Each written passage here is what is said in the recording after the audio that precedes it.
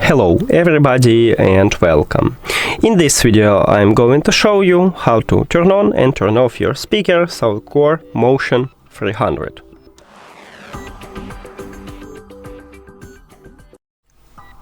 And firstly we need to locate power button, and power button located at the top of this speaker. Right here at the left side we have it. Now, to turn on your speaker, you need to press one time at the power button. I just click on it and we see this LED light, meaning that your speaker turned on, and also we hear a sound. Now, to turn off your speaker, you need to press and hold at the power button.